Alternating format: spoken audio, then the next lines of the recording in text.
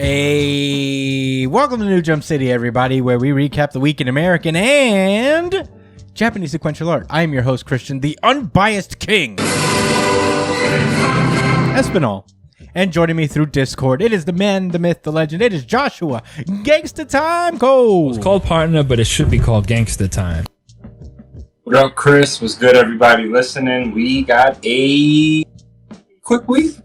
Fun week. I mean, we say that every week, to be honest. But we would be not remiss to also introduce our boy, our producer, on the not ones and twos this week because he's on Discord as well. We are with Edgelord Big News Brian. Nantoyu big news. Yo, what's up, nerds? Hey, buddy. Oh my goodness. Yeah, I mean, we have what seems to be a short week for us because One Piece is on break. We only have the 4 series. I believe we'll do the monthly chapters that came out for Boruto and Dragon Ball Super sometime next week alongside World Trigger. So we're saving those for like a little bit of a new format there. But with that being said, short week. Let's get into it. Let's not waste any more time. Let's get into plugs. You can find me at the Chris Espinal on Twitter and Instagram. Joshua Cole, where can they find you? At JD Cole_37. That's on Instagram. And at NY Chillin with an EN, not an ING. And that's on Twitter. Oh, yeah. Brian? You can find me at B.ESP on both Instagram and Twitter. And if you ever want to catch me when I'm streaming on Twitch, you can find me at twitch.tv/itspunchline. Oh, yes. Follow him. You can follow the show itself. Follow him. You can follow the show itself also at New Jump City on Twitter and Instagram. Follow us on Twitter, especially because we do a really good chapter of the week poll. Comes on every week after the official release of the Shonen Jump chapters that we cover, which is on Sundays usually. So check us out there. Drop your favorite vote, and we'll announce it here on the show. If you have any questions, suggestions, anything you guys want us to talk about on the show, email us at newjumpcitypod@gmail.com. That would be super cool. Very helpful, honestly. We could use some insight into what we can do to make the show better for you guys. Or not, you can email us. You don't have to email us. You could also comment on whatever video you're watching, whether it's the full version of the podcast or the little highlight breakouts we make for you guys every week. So check us out. Comment, subscribe while you're at it. Subscribe, like, share, all the things. Share us. That'd be very appreciated. Let us know that we exist.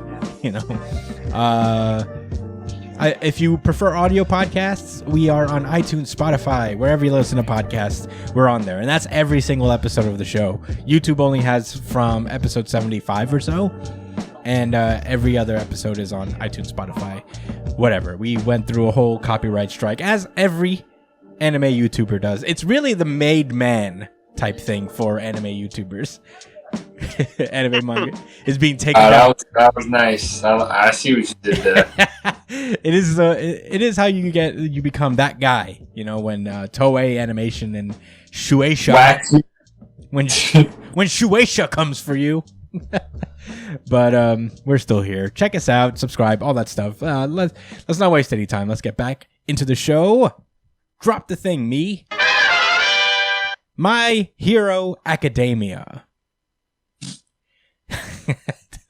This is My Hero Academia, chapter 341, the story of how we all became heroes, part -1.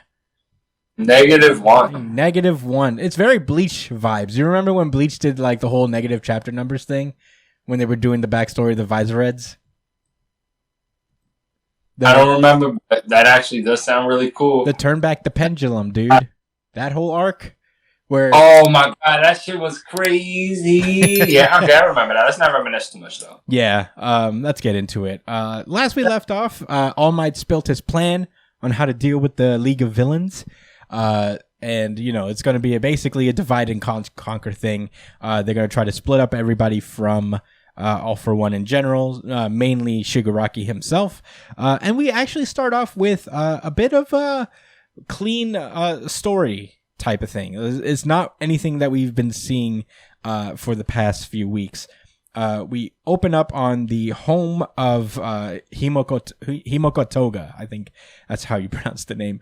Himiko Toga. As she goes over to her place, and her place is all graffitied and looted and just broken.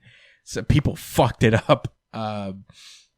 And I think some of this might have been done before, like the whole paranormal liberation war, but who knows? I mean, I was thinking the same thing, that it's kind of ambiguous. You could argue that it happened either before or after, or some before, some after. I wonder if that was done on purpose, if it was left up to interpretation. I don't think it really matters. Yeah, it doesn't, but either way, we get the point. Yeah, because people didn't. Yeah, Toga was already known as like a murderer, so like. Yeah, she was notorious. Yeah. I mean, this is like her childhood home, so this is where her parents lived, and that's pretty fucked up. You see like little graffitis, like messages saying that like it's their fault for having her, So I think like some of this is definitely after the paranormal liberation war, where everybody knows Toga is like a big wig in the League of Villains and whatnot. So she's just going around her like now dilapidated house, kind of just bringing back some memories. Remembering the times where she would just be in bed, just like biting herself and wanting to be like, the things that she loves, like Kay, that boy that she murdered back in the day, and all that stuff. And at the end of the day, she just thinks to herself, threw it all away, as she stands in her bedroom where it just says vampire demon on her wall. And as she leaves her home finally, Dobby is waiting for her in the window, and he's just like, never knew you had a heart, nut job. Lord! And he's like, are you sure you're ready for what's coming? And he explains that, like, we're putting an end to this world. You sure you're ready for this shit, bro? Things about to get real, bro. Hey, you looking real sentimental right now. A little on the business side. Nah, he was kind of tricky. He was. He's a you because shit's about to get very real. Yeah. And that's just, I mean, look at where they're at right now. Look at the conditions. Mm-hmm. I would say shit is already real, so. I would say so as well. Real friend. Yeah. Well, Dobby then just burns down Toga's house, explodes it with his fire, and he explains that smiling is why we live our lives, So Toga actually remarks that was actually kind of nice of him to burn down, like, a house that seems to house a lot of like bad memories for her. And she's like, "Well, blew that shit up, yeah, bro. He exploded it. His flames are pretty explosive. Yeah, is that thing? Is that something I haven't really paid attention to? Yeah, there's always been like a bigger spark to his flames. Like they literally like explode out of him. There's a lack of control, obviously, with Dobby. There's like a combustion aspect to it. Right. It's very, That's actually really cool. Yeah. It's always been like, it's funny because to just paint the fire another color and be like, oh, it's more intense. But I like that. There's an actual effect to it. I think that's a really nice touch. Is this like no old news? Like it is a little bit, but we haven't. It's been a while since we've seen Dobby do his thing. Never too late to give someone their flowers, right? No, definitely not. Yeah. So Dobby blows up her house, and she's like, "We'll get caught. Don't do that. You'll get us caught." And he's like, "Caught? Who cares? The heroes ain't got shit. They're not strong enough to take us down now." And it's not kindness so much as twisting the knife more for endeavor. Yeah, I think he's just trying to be nice a little bit. He also mentions that, like, he'll be able to use it. And he explains that, like, I guess the prevailing theory is that the closer to her heart someone is, the more she'll be able to use their quirk when they transform. And one of the blood vials that Toga has is a little collection, a little sample that Dobby managed to pick up before Makia took them away. And it is Twice's blood. And the return of the Twice fans. This is what y'all been waiting for, yo. I'll be honest, I miss Twice. I like Twice. I like his design too. That's also a thing. I'm also like Twice. Cool. Twice had a pretty cool design. I liked him as a character. I was really bummed when they actually killed him off. I was like, oh, Me too. he's really gone? Yeah. Damn. So yeah, Dabi is basically like, we'll help keep that sad parade marching. A reference to his like ultimate technique, which is Sad Man's Parade. Yeah, Himiko just stares at the vial of blood, and they're getting ready to go. Meanwhile, within the All for One cave, Shigaraki's going through it. He is like got tendrils out, and it's like shrinking. It's real gross, like fleshy, big expansions of gross shit, just like expanding inward and outward of the cave. Like that creature from that old ass horror film. Yeah, it's gross. And you don't remember what it is? Come on, you're the film study guy. What? I mean, there's so many movies that are like that where it's like a blob. The Blob. To other people, I guess. I don't know.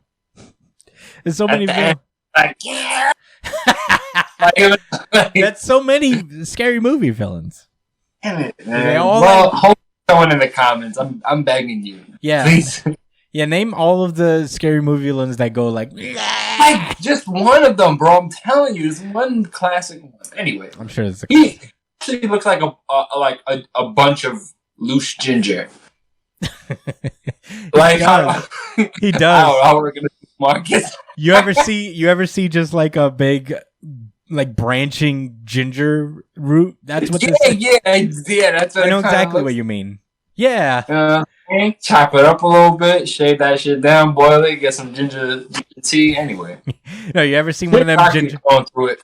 You ever see one of them ginger roots that look like a baby? Basically, there's like big ass ginger roots that have like little arm. It looks like little arms and legs and shit. Oh yeah, it's like a little infant. Yeah, that's what Shigaraki is.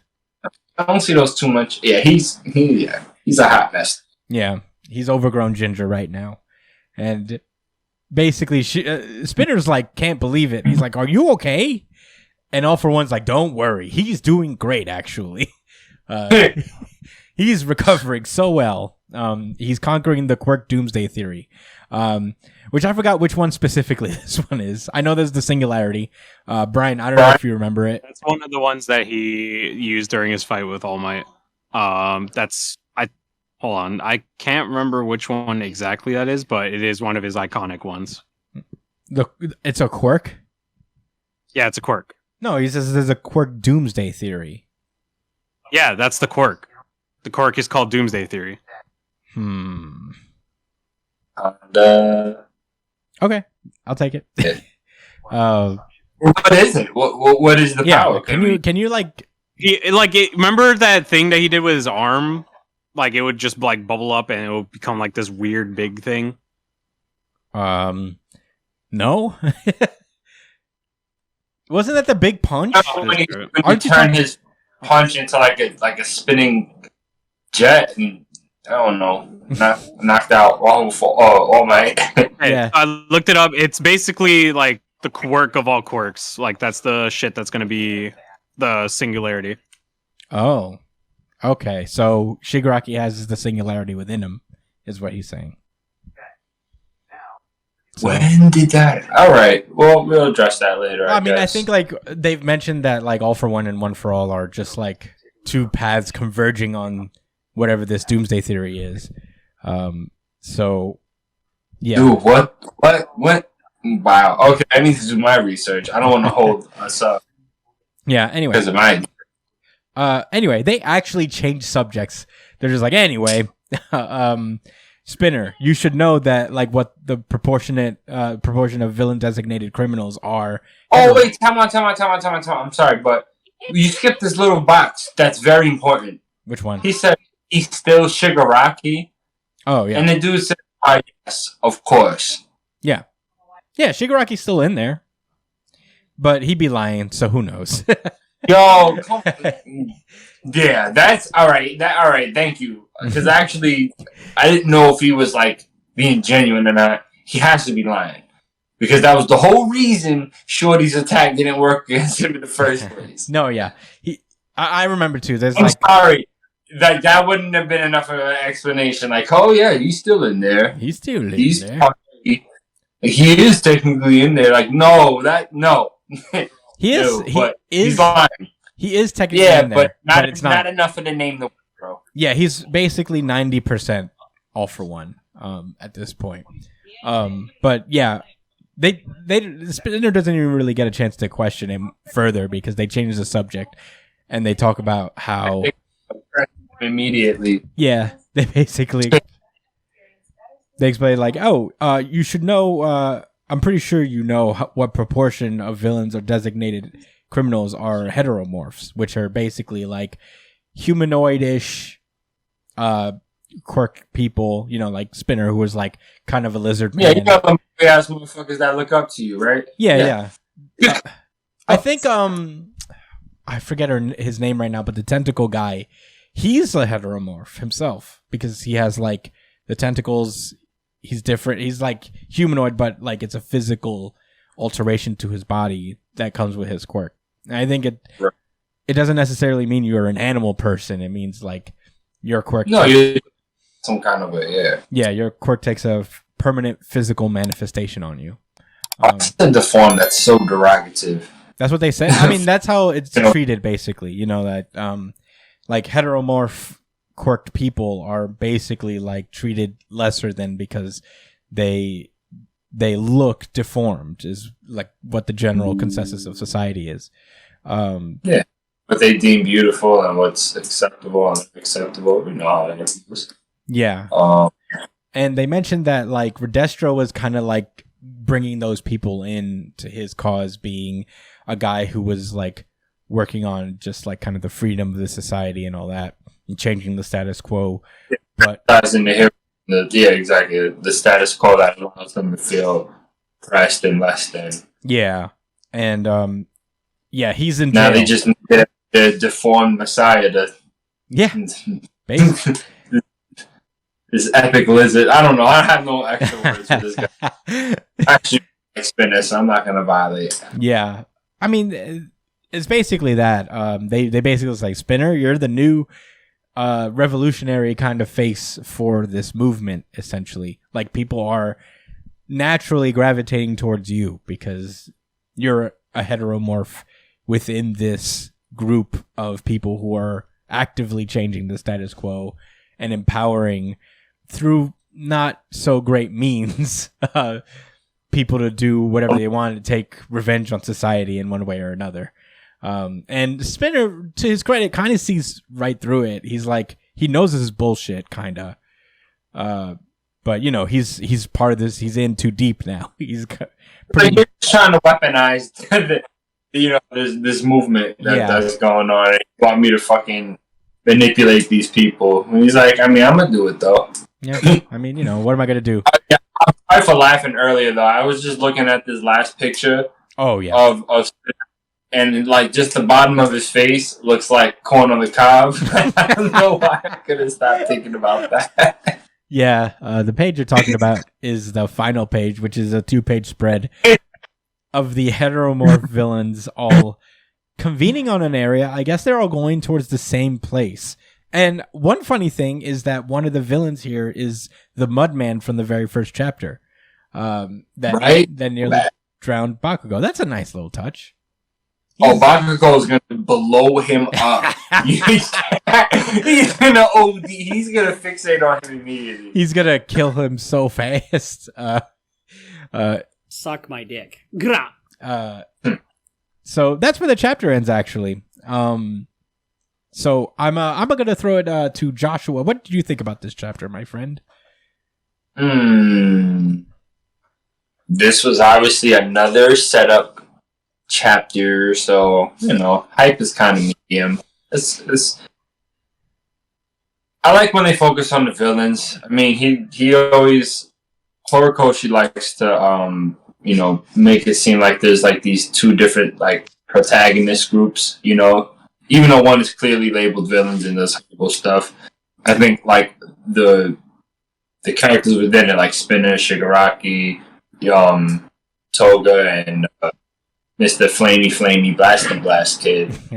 They're all they all contribute to the story. Even though like I get annoyed about certain stuff sometimes, I really do appreciate that we're kind of seeing their state of mind before like this huge fucking conflict goes off, which is important, and it doesn't feel as like, I don't know, outline setup as the rest of the chapters have been. What I mean by outline setup is like everything has felt very rigid and like here's this, then this, then this. You know what I'm saying? And he broke the mold a little bit with his classic style, focusing on the villains. I mean, yeah. What's the blue fire guy's name again? Dabi. Yeah, he's an epic edgelord, right? But I mean, I like the way he cheered up Toga to kind of like get him into gear. It's not like he was manipulating her, right? You know, he was saying like, look, like kind of reminding her what they was here for and what they fought for, which was a really cool contrast to what we seen with the manipulation going on that you actually pointed out going on with Spinner. I didn't think about it like that. I thought he kind of was. I didn't think he was like even aware of it because I felt like he didn't care, you know. But now I see that, you know, he knows that he could see through the, like you say, through the bullshit. But he feels like, you know, none of that matters because I'm still here to help out Shigaraki anyway. But I did want to ask, did he shift like his allegiance, philosophically speaking, from you know, idolizing this guy Stain over to Shigaraki? Like, when did that happen? I don't think he ever stopped idolizing Stain, but Shigaraki's his boy. You know, like, right, because of what they've been through. Yeah, he's still. I think he's still definitely like Stain is his ideal, but you know, he's on a team with Shigaraki right now. But yeah. I don't know, because I only bring that up because it seemed like he was willing to go through with something he wasn't feeling, which, in my opinion, that's not what Spin has been about since he's been introduced. I think that's why he's probably the most interesting League of Villains character, in my opinion, because he has morals and principles. Mm-hmm. You know, more so than anybody else on that team. Like he's driven by that. That, you know, when he really, you know, how do I put it? He was inspired by Stain and joined a group of guys that he thought could change something. And I don't know. I just feel like this isn't in his character to just overlook something just to support his homie. Mm-hmm. But you know, we'll see how it goes. This is just thoughts I had in my head. Yeah. It goes. I think, like I said, I think he's a multi-layered character, and I do actually have like a lot of optimism that Horikoshi is going to flesh out this character really well in that arc eventually. Mm-hmm. You know, in a mini battle arc of some sort. Right. Those are my thoughts. Overall, I enjoyed the chapter after a couple of reads. Yeah. Brian, what did you think? I know you have thoughts. I think Spinner has been getting a lot of character building for a while now. It just flies under the radar a little bit. I feel like he's kind of the most human of the villains, from what I gather. I think that's the thing that they're going for, is that like whenever something's going wrong, Spinner is the person who has somewhat of the morals, you know what I mean? Like he's the moral heart of the League of Villains. So him constantly having to doubt himself, and now him being a leader to some extent, even though he probably doesn't want to be in that position, like just adds more to like his story arc. Like he just wants to be a good friend, and he also wants to bring the world into a new world that he seems fit, like that he thinks is right. So I really like. I like Spinner. Yeah. I really like Spinner. Yeah. I want to say something positive, I guess. Like, I know we've been like kind of harping on My Hero pretty egregiously, I guess. Not today. Not today. Not today. This has been a lot of positivity this day on My Hero Academia. I think I really like this chapter, and I think it's because I think you guys touched on it, but there's moments where like it made me miss that like one of the most interesting things to me about My Hero Academia, which was how the League of Villains had like this camaraderie. You know, like I like that they had this kind of like twisted bond together where in their own way they were just like very encouraging to one another, and they really felt like they were in this together for the most part. That's why I think like Spinner is like kind of playing along, because at the end of the day he may not necessarily believe in All for One and whatever he's doing, but he's looking out for what he feels to be maybe a family, you know, like he's there to, I guess, All for One? No, Shigaraki, I guess. Like I'm saying Spinner to Shigaraki. He's there to be like, watch out for him more than going along with something for the cause. He's more watching out for Shigaraki, making sure he's good where he's at, and like All for One isn't doing anything creepy to him, basically. Right. Yeah, these moments with like again, like with Toga and Dabi, which is a simple little moment, a little bit of kind of Toga just like not, I don't think going back to anything or regretting anything necessarily. It's just how much shit has changed since when she was just a kid, and all she really wanted was to be close to people, but she could never really do it. But she found her way. Even Dabi being like kind of bit of a super duper edgelord, he had like a little bit of a sweet moment here where I think he reached out to Toga, because they've all been together since the beginning of the series. They've been together since like, this is essentially a year, and a very intense one at that, of friendship where they've only spent time with each other. So I miss that part of My Hero, and like I think it's not the fault of My Hero basically, because the world got so much bigger very quickly. So, you know, things just changed, you know, where we couldn't get more moments like this. But I'm glad that Horikoshi set some time aside for the League of Villains, the original group, to kind of just have these little moments with each other, with Dabi and Toga's concern and Spinner's concern for Shigaraki. I think it's a sweet moment. As for the Spinner stuff, I think you guys are right. I think he definitely does have like, he's kind of like the moral heart, as weird as it sounds for a League of Villains, because he's the only one with. He's got something to stand on. My bad. Sorry, no, you're good. No, you're good. He's I don't know how else to put it. Like I said, he's got principles that he's ready to die for. Yeah, have these fools. That's what I think. Yeah, he's also. Never mind. Sorry.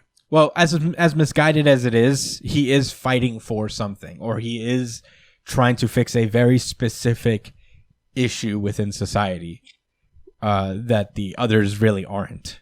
Like, it's funny because I think he's also the least criminal of all of them. You know, coming into it, Dabi was like an arsonist psychopath at this point. Himiko Toga was already a murderer. Shigaraki has been rolling with All for One this entire time. But Spinner seems to have just like kind of joined the group somehow. It's very interesting.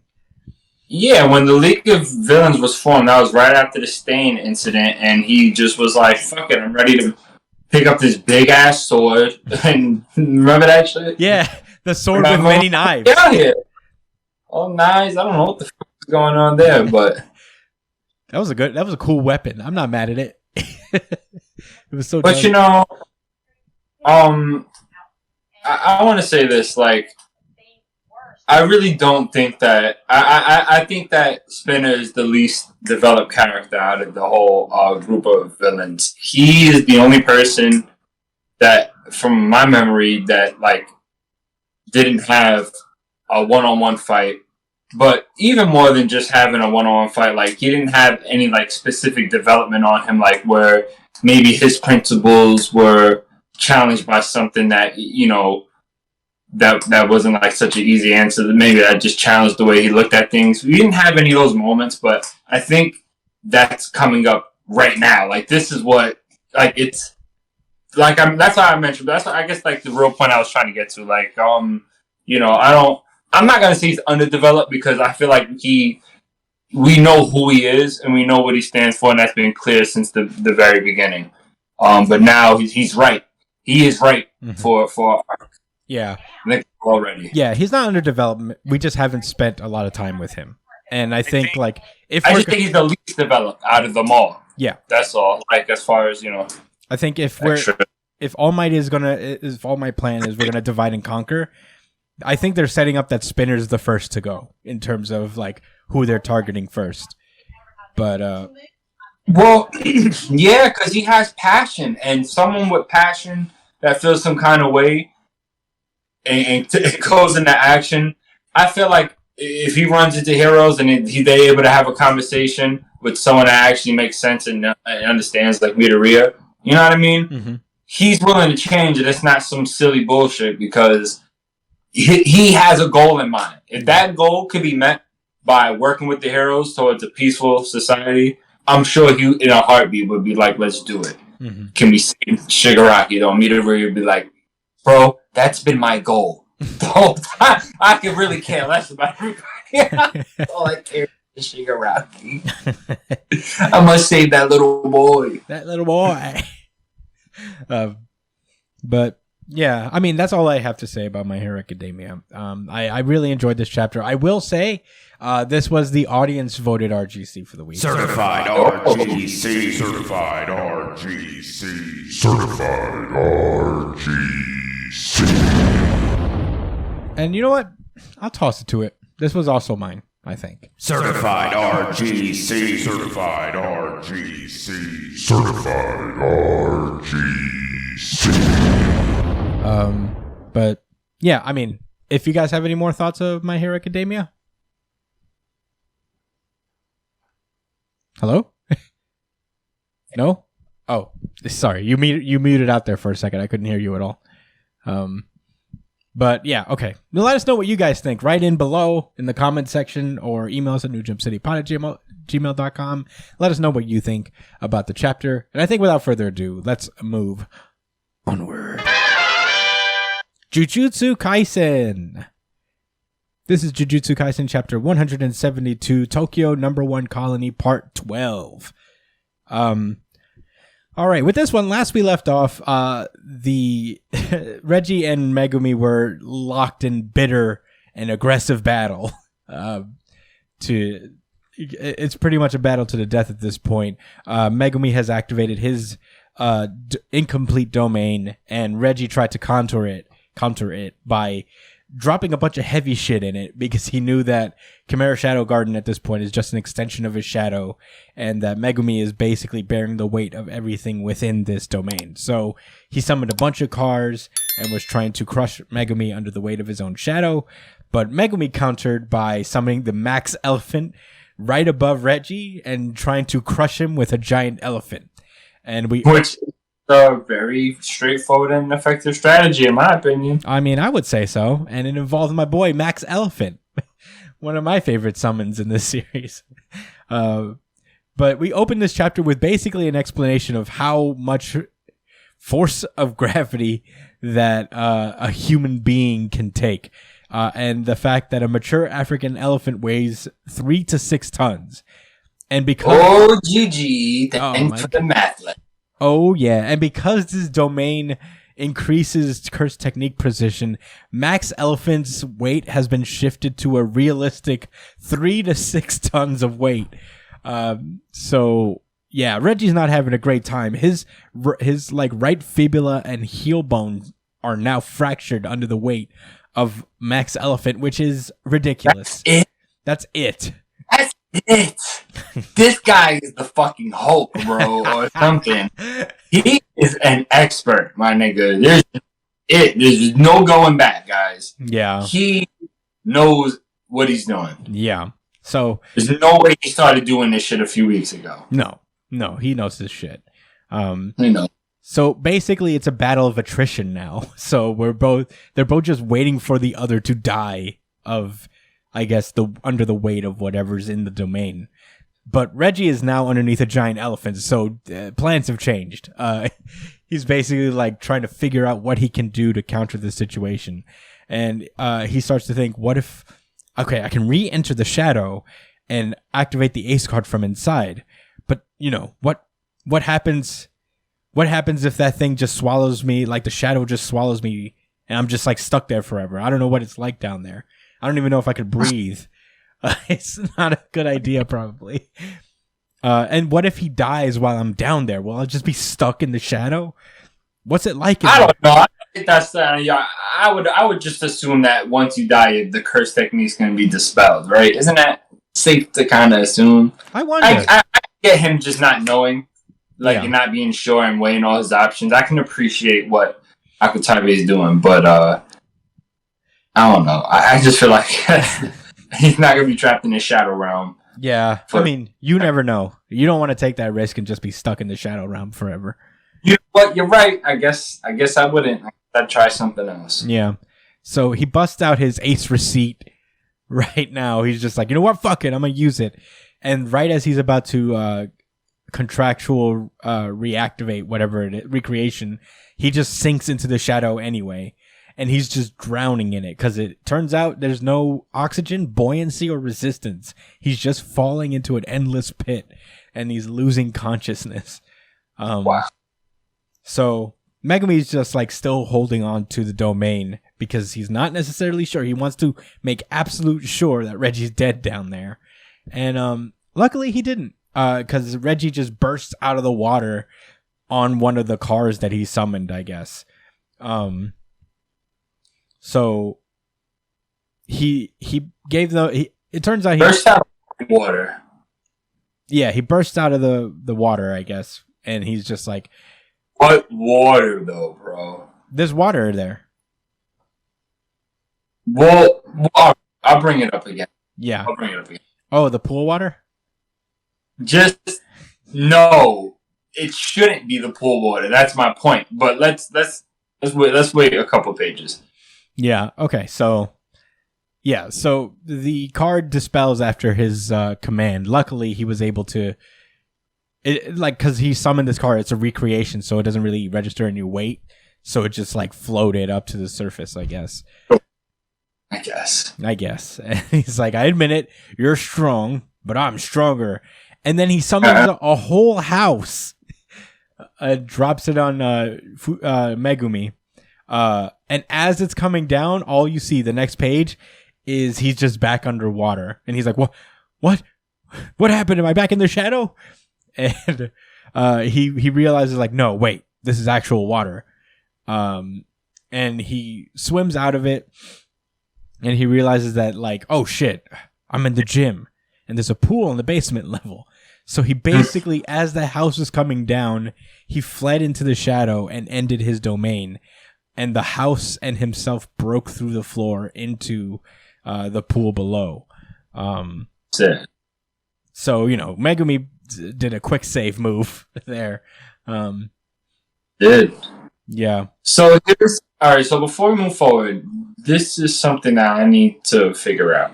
So, pool is on, let's just say for argument's sake, it says it right here. Basement, it's in the basement. Mm-hmm. They were on the first floor. Mm-hmm. He had the shadow covering the ground of the first floor, right? Mm-hmm. Right. As far as we know, it's just, once you fall into the shadow, you're not falling deep past it physically. You're just in the shadow. It's like a separate universe for, a pocket dimension for all we know, right? Mm-hmm. So, where the fuck did the water come from when he first came out of the shadow? Was that just how it looked when you burst out the shadow? It looks like water? No, there was water. I think he kind of... No, there's water. Unless I'm kind of interpreting this wrong, or maybe the shadow does cover a certain amount of space, and he dropped low enough that he was in the water area, but, like, he said he didn't feel anything. I don't know. Okay, so there is water. There is water. There's water there. Because Where? In the last chapter, you see that there's like, when he drops Max Elephant on him initially, there's just water, and I think that's the shadow. Oh. And he's maybe using the cursed all the technique. water. Yeah, I remember he mentioned that he's using cursed energy on his foot so he wouldn't get sucked into the shadow. So the shadow is like water, and he's like using jutsu, like Naruto when they're like on the water. He's basically doing that. So it is like water. That's how it manifests. Mm-hmm. That's cool. Thanks for clarifying that. Yeah, and there is like a bit of a clear difference of how like the shadow is displayed versus the water, like in the shading of the panels that he's in. Like the shading in the water is a little brighter than when he's in the shadow. But yeah, basically he's in real water now, and he basically narrowly survived, I guess, getting a house dropped on him. So it's not great. Megumi's like, well, your receipts are wet now, so you can't really use them like that. And Reggie's like, well, the ink on the receipts won't immediately fade even when wet. So, maybe I can bluff kind of and make it seem like these things aren't completely ruined. So at this point now, it's just a physical fight. No more fucking tricks because they're out of them, frankly. They've countered each other too much with cursed techniques to do anything but try to kill each other with knives. Knives in their fists. Receipt fighting him confidently with his bare hands against someone with a fucking machete. Yo, Receipt man is a thug. Yeah, I mean, it's called partner, but it should be called gangster time. Yeah, definitely. Yeah, he has earned that title. No cap, no gas. You got it, bro. GG did your boy real good. We call that easy money, GG. So he's going hand-to-hand combat with Megumi with a fucking machete in his hand. And he's blocking him, and he's anticipating his moves too. Like he kicked the shit out of Megumi with his bare foot again. I mean, I don't love it. He's kicking Megumi in the face. A lightning kick, like Chun-Li, bro. Yeah. Yeah. And had this kid reeling, and he's a good fighter. He can fight. Yeah. And Megumi's actually thinking that. He's like, whoa, he's tough. After all, he withstood Max Elephant's weight. Plus his reinforcement technique and martial arts aren't bad. Come on. Not bad. Yeah. You say, come on, use it. And when you let up in that moment, and I think like Reggie's actually going for a receipt to try to use something. The next page, oh my God, is just the shoulder and Reggie's ear and like this, just the skin of his face, like not too deep, is just ripped off. It's not there. It's non-existent anymore. His shoulder and top part of his arm, like, yeah. You could see it's in the shape of the wolf's mouth. Yeah. Like the triangle. Yeah, it's like his jaw. And the jaw. It's perfect. Reggie's like, what speed? He thought Megumi did this. And then he turns around and he sees the demon dog, the divine dog. And Megumi is like, that wasn't nearly enough to take out divine dog. Oh. Yeah. I feel like Brian said that. I feel like Brian was like, the dog's not dead, and I feel like we was like, nah, it's dead, it's dead. I don't know. No, I don't know. If you guys were like, the dog's dead, and I was like, Brian?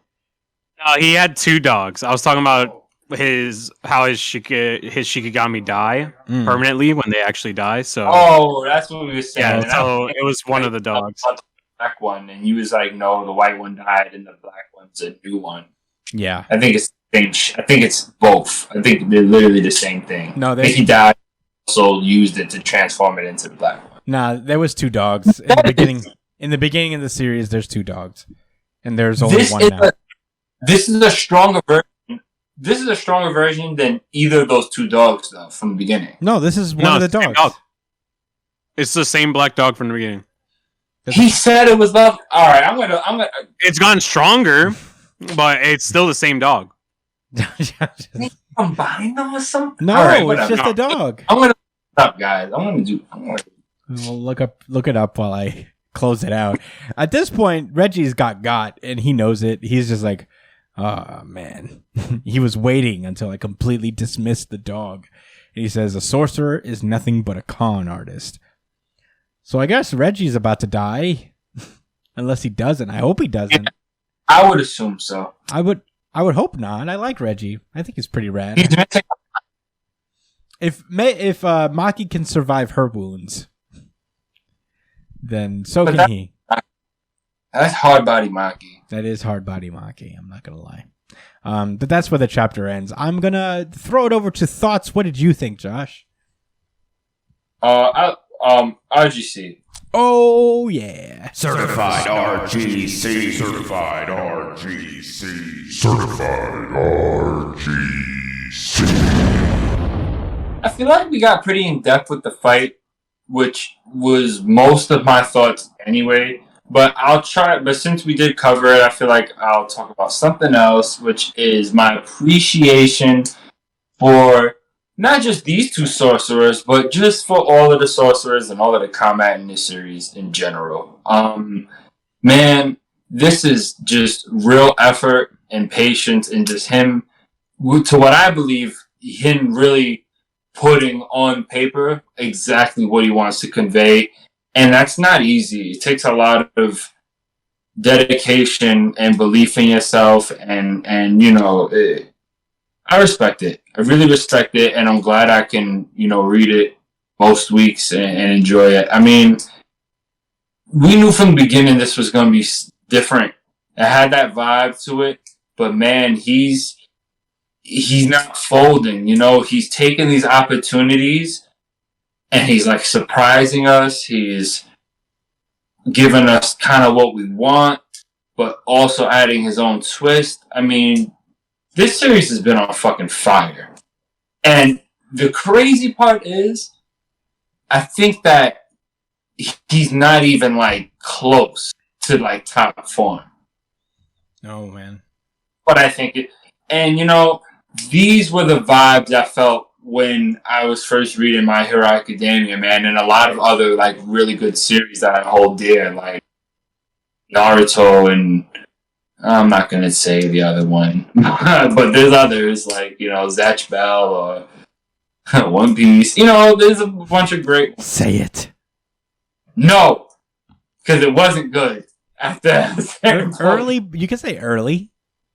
You can say early. Early Bleach. I'm a dog Bleach forever on this podcast. That's something I'm just gonna have to live with. On Jujutsu Kaisen, on One Piece, on One Shots, on American comics, on a lifestyle, on an activism podcast. If I would do something like that, where we raise up to the plate, I'm gonna take shots at Bleach probably and use it as some type of example. I digress. I love this chapter through and through. Well done fight. I hope Reggie's not dead. I mean, probably is, though. Someone's got to die, man. I mean, he was a good boss to fight. He can move on. It's all right. He did his role. Maybe he could talk a little bit before he passes out. You know how it is. These niggas survive a little longer than they should. Even though he's missing a whole lot. Yeah. You think Megumi's going to have some honor? Just, take his leg or some shit? What? Take his leg? What you mean? Like, this dog is just gonna bite his fucking arm off or some shit and be like, he's just gonna... I'll let you live. Consume him now. What do you mean? Like, I don't... Brian, he's just gonna let Reggie live because he's so impressed by him. Reggie's jugular vein is non-existent at this point. He is... Yeah, I don't think it's up to Megumi anymore. I think it's over. Personally. It's up to God himself. It's up to Tengen, Master Ten, whatever the fucking thumb man is. It's up to him right now.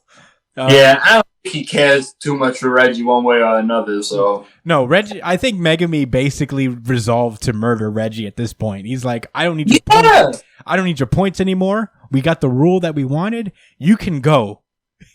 But Brian, what did you think about this chapter, honestly? We didn't get to talk about it. Oh! Certified RGC. Certified RGC. Certified RGC. Could have been a fucking unified, but I had to ruin it. But you got caught up in My Villain Academia. Hey, blame you, bro. I'll always be hooked up on My Hero Academia. That was that was a golden age of My Hero. But I like the wolf scared at Reggie with his whatever's still in his mouth. He said, "I got you, bitch." He's like, "Yeah." Remember I think this chapter was really good because it kind of opened up the world of Jujutsu Kaisen. Like these last few chapters have really like showed that there's so much more to Jujutsu Kaisen than just the school. Like there's a whole group of dudes just like Reggie that are this talented, and they are not affiliated with the school. Yeah. Like, just imagine the possibilities he could take with this series, like, going forward. Like, this actually made Jujutsu Kaisen a lot less linear. Like, it's such an open story now because of people like Reggie and Higuruma. It's actually nuts. Yeah. He put on such a show with these characters that we thought we didn't know. Obviously, you never know, but like it could have went either way. Where in most other stories, most authors kind of go out of the way to let you know that this is an important character, and he'll stick around. And if he gets smoked, it's a big deal. Like Star and Stripes. Oh, right, that's her name. Yeah, I mean Nobara. They proved it that they don't keep people around in Jujutsu Kaisen just for your pleasure, your happiness. Gigi Akutame said, "I don't give a fuck how you feel. I don't care how I feel." He loved Nubara. There's no way. That was his favorite character. Dude, I feel like he loved so many characters that I feel like he weeps whenever he kills off. Like when he killed Nanami, he was like just trying to like the editors on his shoulder, like you had to do it. You had to do it. They had to die, bro. I know. What they ain't no such thing as halfway crooks. Halfway crooks. Crooks, yeah. Right. You can't. You gotta be 100%, man. Yeah. I couldn't even remember that iconic line. Yeah. Shame on you. Dude, I mean, I'll say this. I feel like one thing I really respect about Megumi is that as much as like people within the story actually don't find the Shikigami that impressive, he really sticks to his guns about them. Like nobody's ever really intimidated about the Shikigami all that much. But he really does just be proving people wrong with his use. It's just like, all right, whatever. You got a dog? Like, oh, wow, and that a whole elephant? Yeah, I mean, literally, Reggie at some point was like, "Fuck your dog." I'm not gonna. Right. Stab that thing in his mouth and blow your bird up and toss your elephant to the side. I don't care about that shit. Yeah, so I respect it's funny, he uses the domain, which is the big cool attack in this series, is just a conduit for him to use Shikigami more effectively. And just like his other techniques that he's been honing forever in a more effective way. It's so cool how Megumi fights. And this chapter really serves to bring out how interesting his fights could be going forward. There's a lot of action in this chapter, so all we commentate on really is the action because it's fantastic. But every fight that Megumi goes through is like a baby step forward in just like his overall development as a sorcerer and just his ability to manipulate the rules of the world that he lives in. And adapt to situations that are not favorable. So it's so cool. I can't wait to see what's next for Jujutsu Kaisen, honestly. I don't know where they go from here. Reggie dies, but does he reunite with Itadori at this point? Do they go to a different colony? I think they have to face that one other guy that's at like 100 points right now. So that'll be fun. I can't wait for Maki to come back. Oh my god, Maki's gonna enter this domain and wreck house. I can't wait. Oh, my God. Who's going to challenge her? Yeah, I mean... I don't think the 49ers defense could stop her, bro. Ain't no fucking way. No way. Nick Ain't no Bosa? fucking way. Get out of the way, Nick. It's not you. I'm Fred Warner. I'm going to tackle your running back. Fuck that guy, man. Respect his play. Yeah. Oh, man. Was that right, Fred Warner? I think Fred Warner. Fuck them guys, man. Red and gold bastards. Can you guess what team Josh is on? It's one of the two that were defeated by the 49ers. It ain't Sad Puppy Rogers' team, I'll tell you that. It ain't wet Golden Retriever Rogers. American exceptionalism, but sadness. Yeah, just hand. The most epic way to look sad. Yeah. He thinks he's John Wick. I know he does. He wakes up every day and looks in the mirror before he brushes his teeth and says, "I'm John Wick." I am John Wick. Oh, and the mirror to me. Hi. He's the dog and John Wick in one. Hi, I'm John Wick. But you can't beat the 49ers in the playoffs. I bet he has a jersey, a Green Bay Packers jersey with the name Wick on the thing instead of Rogers. Yeah, definitely. Yeah, I bet. And it's number 13 because he's bad luck. No, yeah, right. You get bad hate mail from the Packer fans. They salty as fuck. Yeah. Well, anyway, don't hate us, please. With that being said, I guess we should move onward. Yeah. Let's go. Black Clover. This is Black Clover, chapter 320, The Cause of All of This. Last we left off, Lucifero has been summoned to the human world, much to his chagrin, apparently. He seems to be bummed out that he's even there. But he's got to handle business, I guess. He came to the human world a lot like I go to work. Just sad. Yeah, like, just so upset that you even had to be there and people ask you things. Yeah, it's like, how dare you come up to me and ask me questions? But yeah, the entirety of the Great Magic Knights of the Clover Kingdom are up against Lucifero, and he's done his fair share of ass whooping in the last chapter. But it was all a ploy so they could get Asta behind him, so he could do a big old demon sword slash, and Lucifero dodges it very easily. Although he does get a little bit of his he does get a little bit of his horn cut off, and he gets so sick. He is like, "You filthy brat!" Right. I mean, I don't know devil anatomy, but I guess like the horns do something more than just he felt that. I don't know if he felt it so much as like, how dare you cut even a part of me off right now? Yeah, any part of what? Yeah, you know, of my magnificence as a demon king.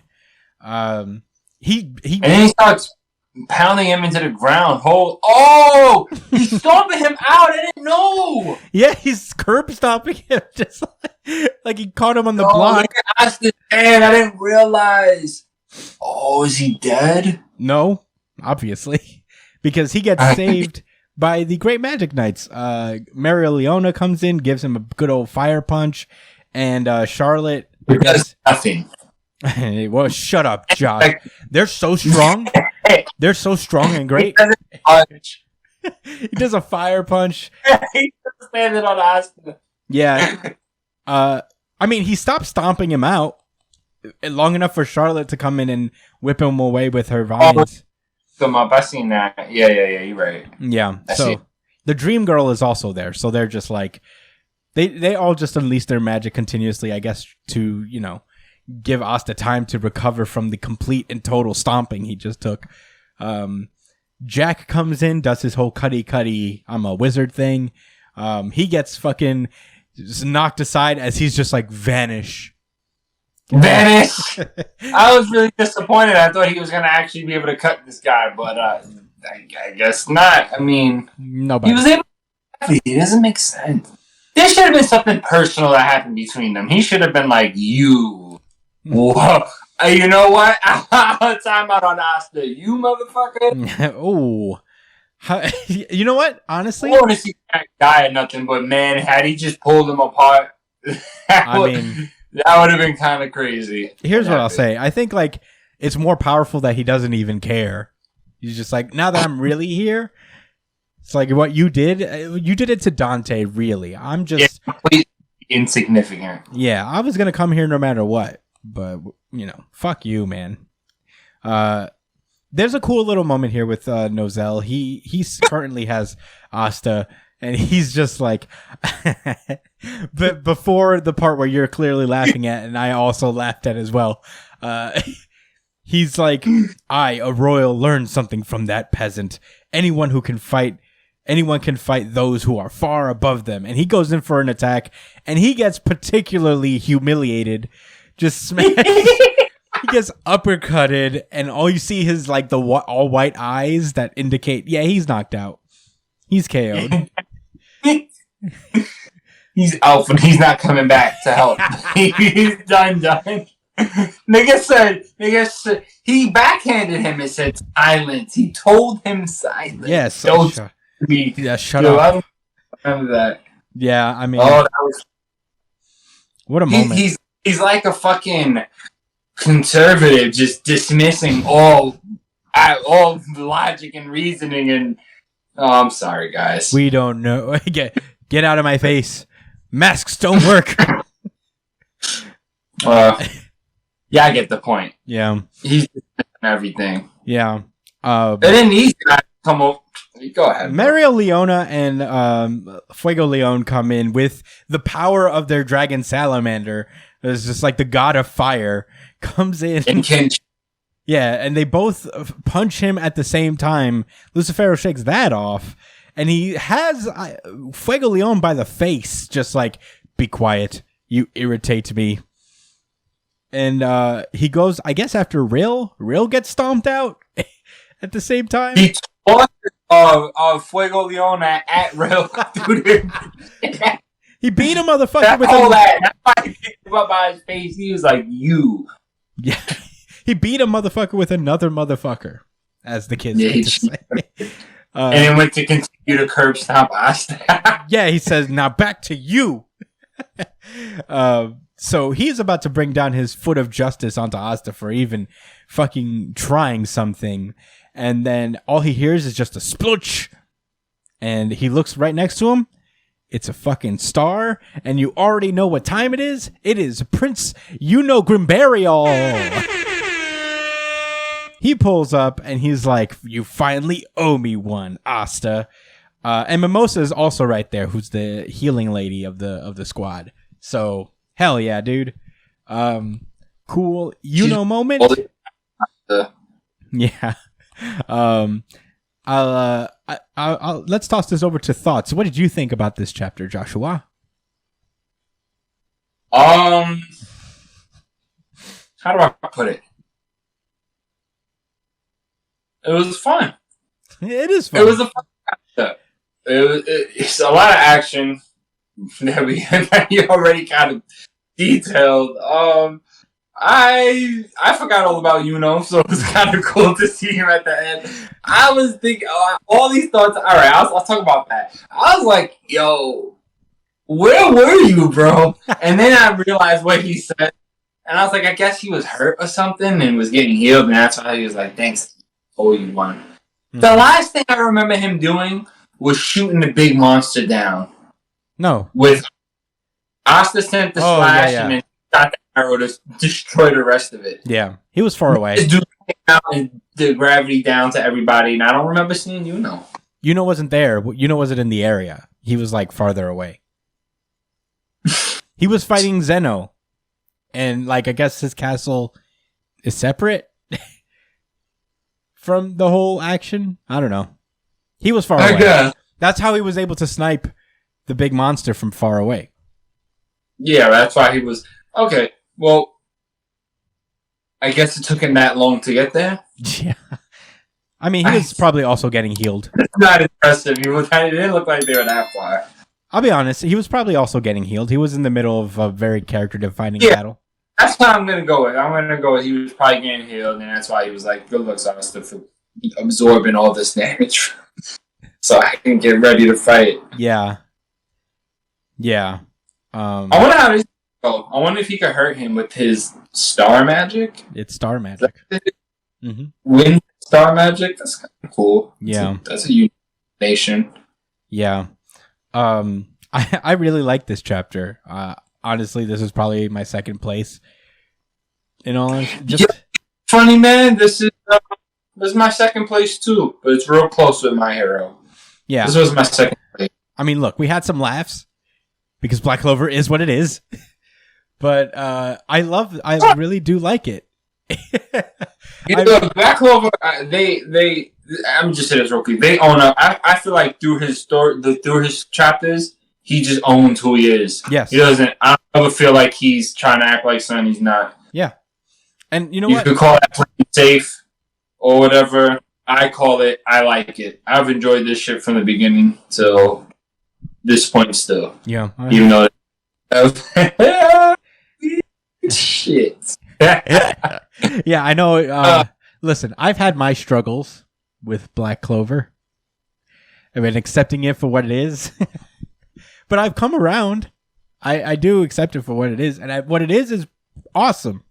It's just a fun-ass shonen manga, and it has some deep moments. One thing I will, that I noted is that I really, for as short-lived as it was, I really liked that little moment from Nozel when he was talking about how Asta affected him and what he learned from Asta, being that, you know, it doesn't matter who you are, you know, like, you're never too big to be humbled, essentially. Like, anybody could come for your spot. Even, like, a peasant, like Asta, who has come for his spot and, you know, like, has challenged pretty much everyone who he has no business challenging. So, I like that little moment, and I do appreciate the respect that the Magic Knights have for him, which is well earned up to this point. He's done so much. But, yeah. Everybody's showing out. There's a lot I want to say about Asta, but I think we should save that for another episode. Yeah. Another chat. Definitely. But I appreciated this. I love this cliffhanger. By the way. Say again? He's one of my favorite protagonists, like top 5. That's it. I can't wait till we go into that. Yeah. I also got pretty good reasoning. I'm sure. How you feeling, but... you know me. My whole thing, I don't hate Asta at all. I just you can't stand. No, I couldn't stand him, but he's just a lot for me. He's just on everyone's mind at all times, and he is the central, like, the universe revolves around him too much, I think. But I feel like that's been less so over the course of this invasion. There have been characters that have gotten their shine, and I feel like this is a more reasonable stance to take, you know, in terms of, like, Asta being kind of everyone's focal point, because he's earned it. He's done so much, and he's accomplished so much up to this point. So, you know, it finally feels earned is what I'm saying. Right. That being said, I also very much appreciate Yuno as a character, and I believe I've said this before, but I love how he is kind of a different take on the brooding secondary protagonist kind of guy, you know, because, like, the rival character who is always usually very combative towards a protagonist and very, like, ice cold towards them, but there's a lot of respect between the two, and there always has been. And Yuno's not like a mopey guy. He's, like, kind of just a chill kind of guy, like, kind of you can't really read him all that well, but he has his moments. He's competitive. He's into it. He and Asta are very much alike and different in a lot of ways, and I appreciate that about him. It's the most unique thing, I think, about, like, in terms of tackling shonen tropes. It's the most unique thing it pulls off in terms of that Black Clover does. I agree. Brian, did you have that? Were you going to say something? No? I was going to say this is like the recognition Asta's getting is kind of like Naruto after he beat Pain or some shit. Like, the village is like, oh shit, yo, this dude's actually kind of real. Yeah. Right. Oh, Dude's actually kind of OD. Yeah. And my problem with that is that it came really early in Asta's career. It came, you could argue, almost immediately. But you know, I feel like now is the point where he's earned it. And that's why I can accept it a lot more for what it is now. But Josh, you had final thoughts? Lucifero got some long ass toes. He does. They're almost fingers at this point. All of them. Yeah. That's exactly what I was thinking. Also, I mean, Lucifero is just an entertaining villain. Because I think you touched on something last week where there's a lot of shonen villains that are like, I'm better than you, you're beneath my time. And there is a little bit of that in Lucifero, but it's not more so that, you know, he's not like, how do I put it? He's not annoyingly smug about it. He's just like, he's super entitled. Yeah. But, like, not in a smug way. He believes 100% with all certainty that everything is beneath him because he is the gravity. I think that's cool. I think that's kind of what it is, like, in the subtext. Well, not even, the subtext between, like, what you know, how he's been speaking to the characters and his actual ability, you know, affecting everything, no matter what. Living, you know, material, you know, molecules, you know what I'm saying, is one of the fundamental forces of nature. It is constant. It will be here before, it's been here before life, it'll be here after life, it'll always be around until the universe resets again or whatever. I don't know, shaking my stick. Yeah. Look it up. Yeah, I think where that comes from, it's interesting. He's like a direct antithesis to Asta because he has made references to like Asta's magic is trash. He's like trash. He's magicless scum, and he's the man over here. And like he can't believe that someone like him cut off a horn of his. I think he's like the he is the antithesis of Asta. You know, always looking down on others. Always feeling elite, above everyone, all that shit. Hopefully there's like a little bit of a backstory to Lucifero and what he means overall. I think that's the only thing that's missing from Lucifero. If he's the final villain, and I don't know where you go from the literal devil, besides, I guess, whatever decides the Wizard King. You know, like, so, I don't know. But I do like Lucifero. Jesus Christ, and he's like, it's been my plan all along. No, that's dry. You think? I don't want to see that. No. Christians don't want to see that either. Yeah. I don't know. Okay. Hopefully Bible source comes to assist Asta. Say that again? I said, hopefully Bible source comes through to assist Asta. If only. But yeah, that's all I got to say about Black Clover. Are you guys ready to move on? Yeah. Then let's move on. Undead Unluck. This is Undead Unluck chapter 95. Skip it. Last we left off, Fuko just got bodied by this new character who we assumed was God, but I guess we're wrong. We're wrong. Yeah, we're wrong. Hey, we admit it when we're wrong. I thought that was God. Yeah, I mean, you know, you can't blame us. We thought it was God. Who else would it be? Who's this guy? So anyway, they're just like, oh my God, the wound is too deep. We don't have time to return to the base. And Andy immediately goes after Fuko, but he gets stopped by this new character who's like, you're even more destructive than I thought you'd be. And he stabs him with a bunch of stuff. Blood needles? Shrapnel? Who knows, man? All the negators come to Andy's defense. I think like the blood is swirling around him. I don't know. Like, you know, in that one panel where they're all like creep up behind? Yeah, and he's like got his hand to his chest. He's like grinding the inside of him. I don't know. That's crazy. Yeah. And Juice doesn't even hesitate to chop off both of their heads. Hey. That does not get old. I'm sorry. It doesn't. Yeah, and Andy looks back like, what if he negated my power? You don't know this nigga. You don't know what he does. And but that, I guess she's been doing it for centuries, so it's a hard habit to kick. Yeah. So they're just like, don't you see it's useless? And like, this is a cool little moment where both of their their decapitated heads are like yin-yanging, kind of a cool panel there. Yeah. As it lands on the ground and he seems to disappear into the shadows. And it turns out that his negation is unruin.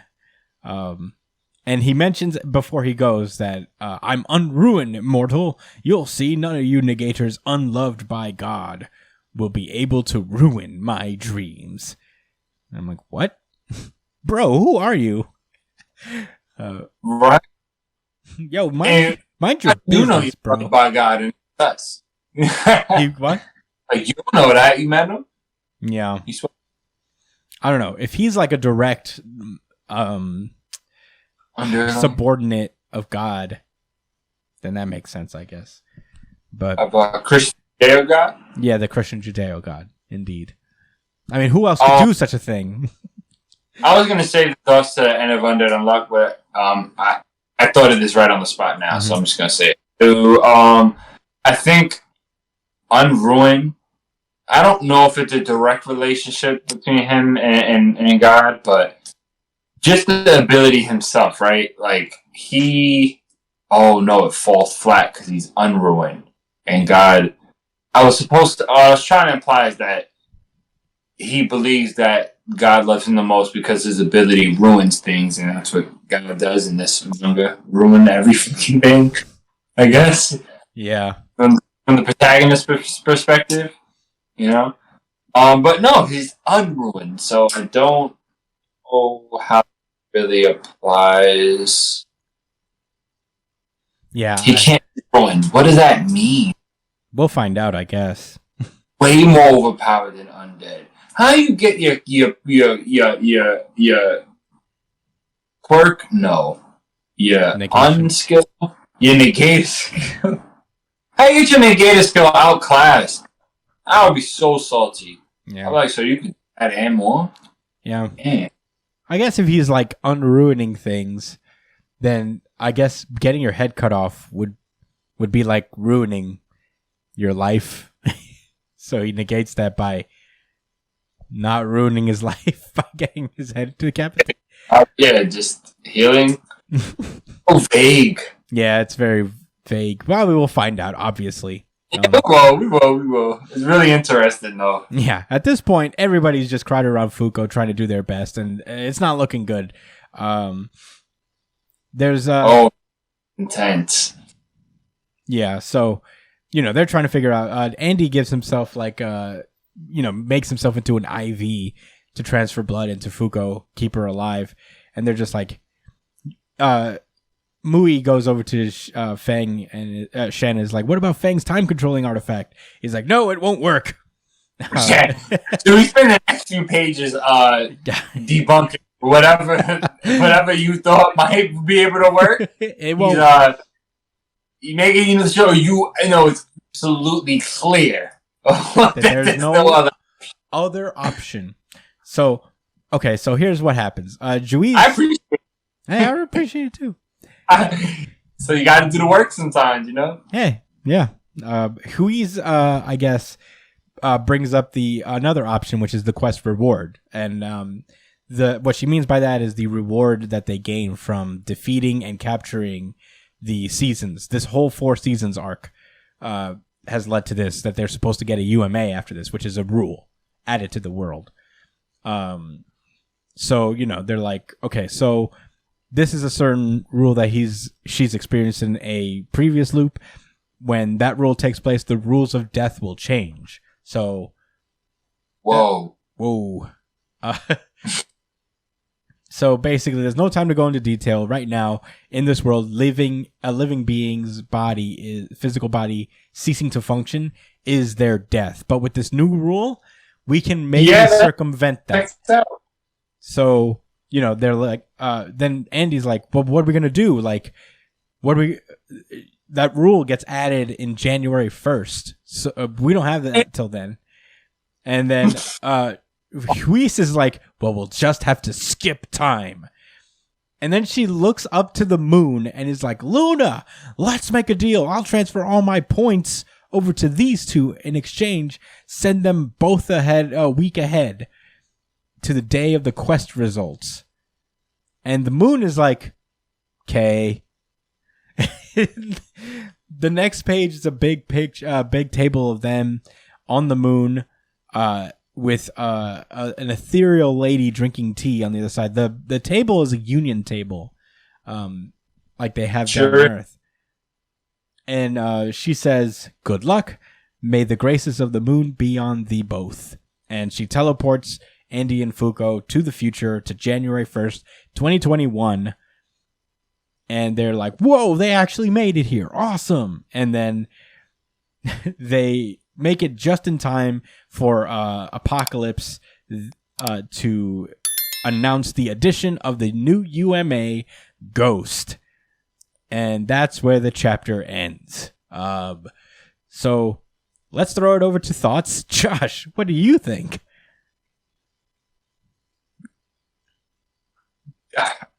Do you remember this moon person? No. Do you remember talking to the moon? Do you know what those points mean? All those points from the quest? No. Oh. I don't remember anything to do with the moon. I could be wrong. I mean, please write in. If you do, our memories suck. But I don't recall really anything of the moon. So bad that I forgot to look it up when I meant to. But yeah, I don't. This all came out of nowhere. I'm willing to think that, okay, she had points from the quest, right? Fine, whatever. And the moon person, she maybe knew from before, and that's how she's able to get Apocalypse and learn about everything in the first place. The moon person kind of seems like a singularity in basically in a way that, like, as many times as the world's like rebooted, she's probably just always been there, you know. And obviously Juice has been looping as well as aware. Obviously Andy isn't aware because only Victor. Yeah.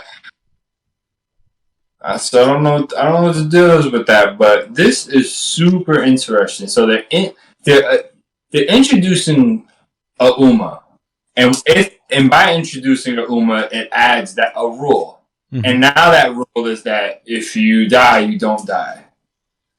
Well, the rule is that once the world as it was before this was technically your death.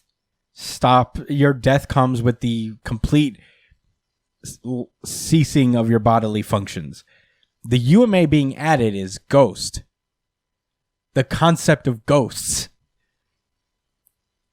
Fuko's about to become a ghost. It adds like a spirituality element to this whole thing where you can become a spirit. The idea of a spirit. Wait, weren't there already? No. What about the zombie dude, man? What zombie dude? Andy? He's not a ghost. Huh? What is he? He's a zombie. That's different from a ghost. Implies that like there's an ethereal existence within your body. Zombie's a physical thing. Yeah, you just don't die. The idea of Andy is that he just doesn't die in the first place to ever become a ghost. Suspension of disbelief. Do you not understand what I mean? No, I do understand what you mean. I do feel like it's a little contradictory. What do you mean?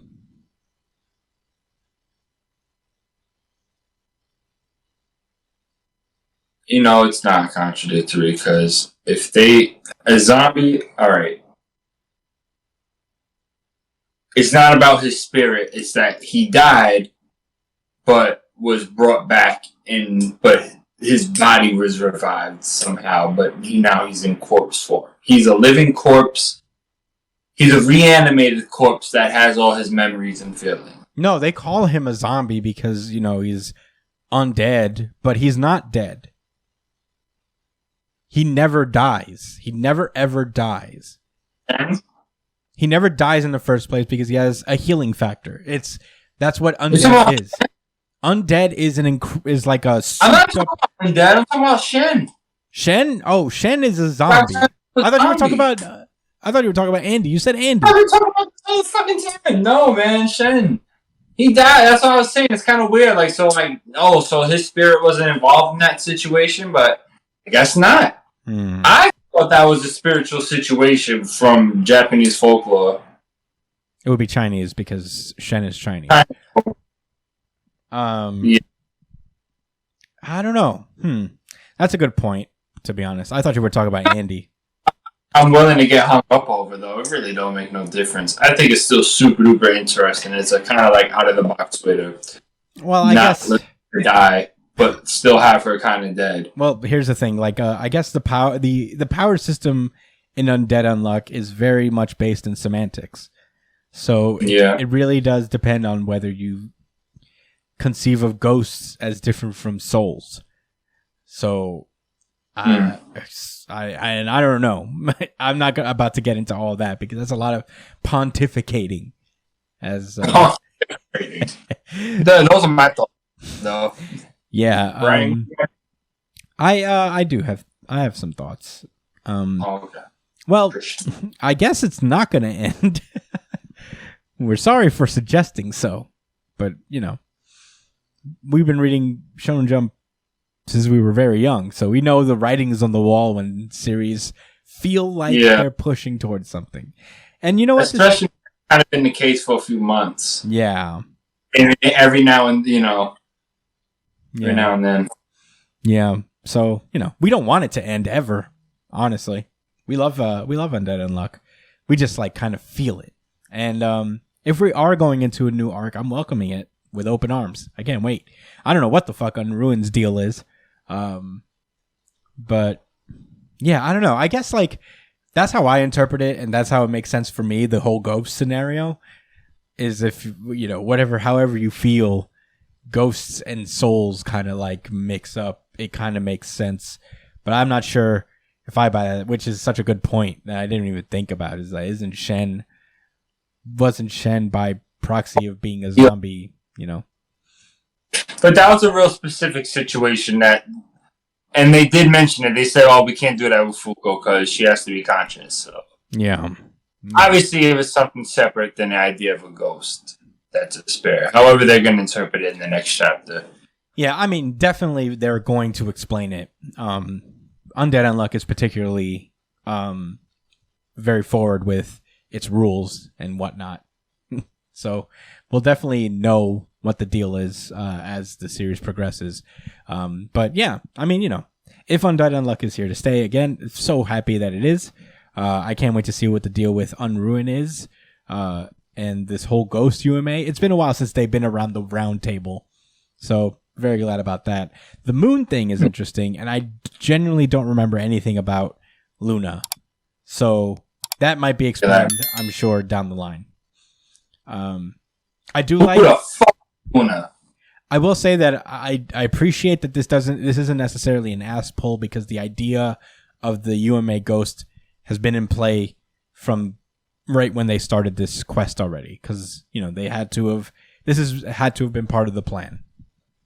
It was all by design, so that's really cool. It doesn't feel like a convenient way to get Fuko back. It's a really cool mechanism, foreshadowing. I like that. So with that being said, that was Undead Unluck, and that has been our show. Wow. Thank you guys so much for joining us here on Manga Tuesday at New Jump City. Thank you guys so much as usual. You can find me at the Chris Espinal on Twitter and Instagram. Josh at JDCole_37 on Instagram. On Twitter, he's at NYChillin with an EN, not an ING or IN. So check him out on that. Brian is at b.esp on Twitter and Instagram. Follow him on twitch.tv/itspunchline. Check out his cool gaming streams. Gamer Brian. You can Follow the show itself at New Jump City on Twitter and Instagram, and vote on the weekly Really Good Chapter of the Week poll, letting us know what you guys' favorite chapter of the week is, and we'll announce it on the show. Email us at newjumpcitypod@gmail.com with any questions, suggestions, anything you guys want to talk to us about, whether it's feedback on the show or whatever. Or you can comment underneath whatever video that you're watching, whether it's the full version or the little highlight breakouts that we make. I try to tell you guys to comment more throughout the podcast, because I know we break these up and those are like the ones that people watch. So I try to get people to comment there, but please keep commenting. We've been getting a lot of commenters lately, or a few. So please keep it coming. We love hearing from you guys. And who knows, if you want, we can read them on the show. We can have a little bit of a dialogue. But with that being said, subscribe to us on YouTube, like, share. If you prefer audio podcasts that you can take on the go, we are on every audio podcast platform you can think of, whether it's iTunes, Apple Podcasts, Spotify, Pandora, Amazon Music. We're on all of those platforms, so check us out there. And I think that's it for plugs. Thank you guys so much for listening. We'll be back fairly soon. We have monthly chapters that we want to look over, give them their dedicated episodes. Try to give that a little shot when World Trigger comes out, which is next week. We'll come back with a new ep for that. But without further ado, thank you guys so much for listening, and stay safe, New Jump citizens. Peace out, y'all. Thanks for listening.